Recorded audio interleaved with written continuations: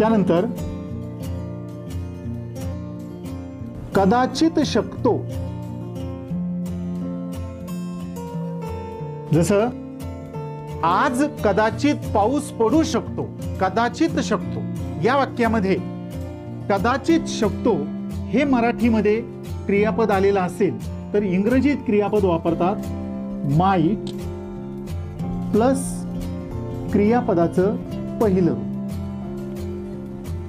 त्यानंतर मराठी क्रियापदाच्या शेवटी शकला हे शब्द असतील, जसं शकला, शकली, शकले, शकलो यापैकी शब्द वाक्याच्या शेवटी असेल तर इंग्रजीमध्ये वापरतात कुड प्लस क्रियापदाचं पहिलं रूप. कदाचित शकतो यासाठी माईट प्लस क्रियापदाचं पहिलं रूप वापरतात आणि शकला, शकली, शकले, शकलो यासाठी कुड प्लस क्रियापदाचं पहिलं रूप वापरतात. आता यांचे एक्झाम्पल्स आपण पाहूयात.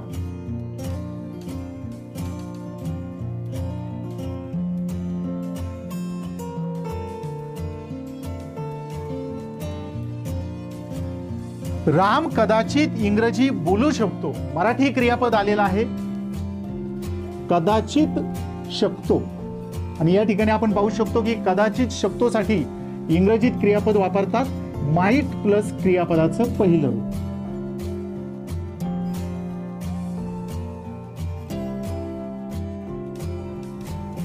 करता सुरुवातीस घ्यावा लागेल राम, त्यानंतर क्रियापदामध्ये माईट, मुख्य क्रियापदाचं पहिलं रूप बोलणे स्पीक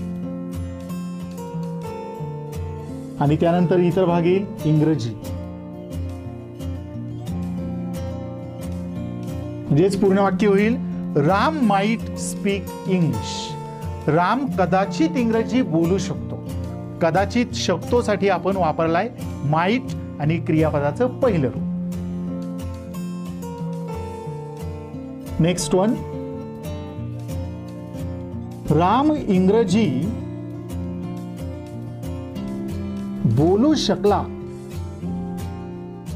या वाक्यात क्रियापदाचा शेवट झालेला आहे शकला या शब्दाने आणि शकलासाठी आपण वापरतो कुड प्लस क्रियापदाचं पहिलं रूप.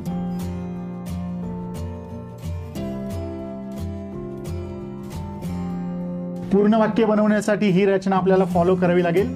करता येईल सुरुवातीला राम, त्यानंतर क्रियापदात कुड आणि जे क्रियापद आहे बोलणे त्यासाठीचं पहिलं रूप घ्यावं लागेल स्पीक.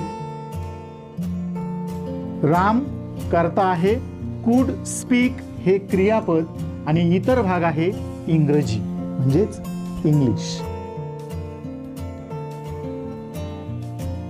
राम कुड स्पीक इंग्लिश म्हणजेच राम इंग्रजी बोलू शकला. यानंतर पुढील रचना आपण बघणार आहोत.